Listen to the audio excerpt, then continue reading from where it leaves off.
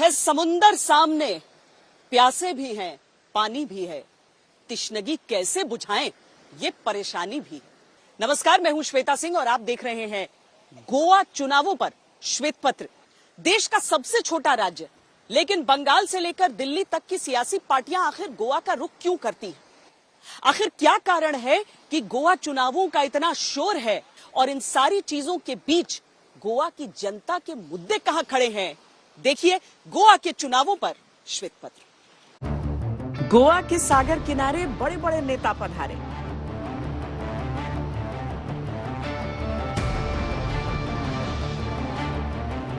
देश के सबसे छोटे राज्यों में से एक गोवा का सियासी रण भीषण है। छोटा सा राज्य, कुल 2 जिले और सारे नेता बनाने में जुटे हैं अपने अपने किले। विशाल देश के छोटे से राज्य में राज स्थापित करने की चुनावी दौड़ है। यहाँ दुनिया की सबसे बड़ी पार्टी के लोकप्रिय नेता हैं, तो उनको चुनावों में परास्त कर चुकी पार्टियों की यहाँ भी जीत वाली होड़ है।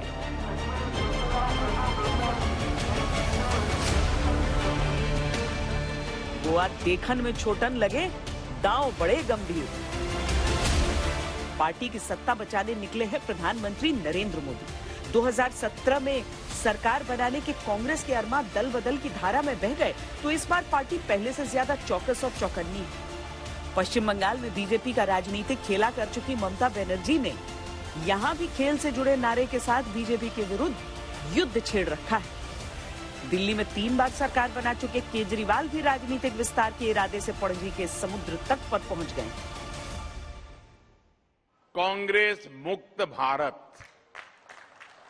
ये शब्द गोवा की धरती से ही, यहाँ के पुण्यात्माओं के आशीर्वाद से सहसा मेरे मुंह से निकल गया था और हमने देखा आज ये शब्द देश के कोटि कोटि नागरिकों का संकल्प बन गया है। लोग आपको अलग तरीके से परख रहे हैं?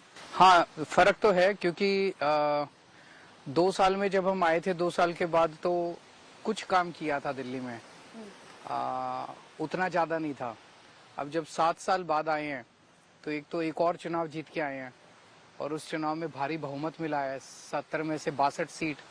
तो लोगों को लगता है यार दिल्ली वाले इनको बार बार इतना भारी बहुमत दे रहे हैं, तो इन्होंने कुछ अच्छा ही काम किया होगा दिल्ली में। और दूसरा, दिल्ली के जो काम है उनके चर्चे काफी हुए हैं। हम रूलिंग करने नहीं आएंगे, लेकिन हम प्लानिंग के लिए आपको हेल्प करेंगे। गोवा क्षेत्रफल, आबादी और सीटों के लिहाज से भले छोटा दिखे, लेकिन यहाँ की राजनीति बड़े बड़े नेताओं को चौंकाने वाली रही है। रातों रात समीकरणों का उलटफेर सरकार बदल देता है। छोटे राज्य की बड़ी राजनीति के रंग पर पेश है श्वेत पत्र। गोवा के वोटरों के लिए बहुत बड़ी समस्या है यहाँ पर दल बदल वाली पॉलिटिक्स, यानी कि एक पार्टी से विधायक को चुनकर भेजा, लेकिन वो विधायक ही अपनी पार्टी छोड़कर दूसरी पार्टी में शामिल हो जाए।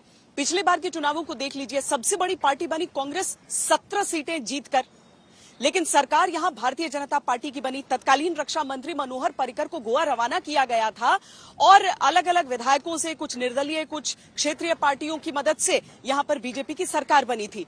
और कांग्रेस का आलम ये देखिए कि 17 विधायकों के साथ उसने शुरुआत की थी और आज की तारीख में उसके पास बचे केवल 2 विधायक।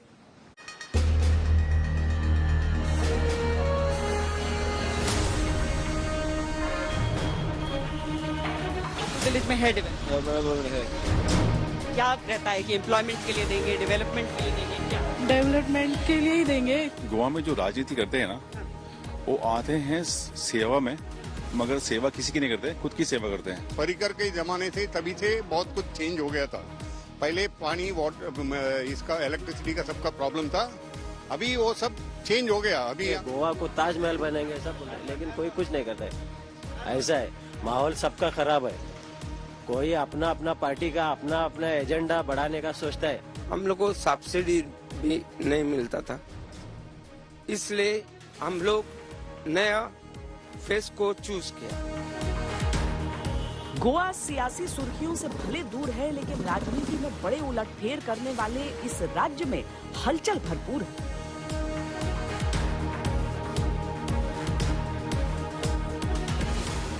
प्रचंड चुनाव प्रचार है, नेताओं के बीच वार पलटवार है और गोवा में नई सरकार चुनने को जनता तैयार है।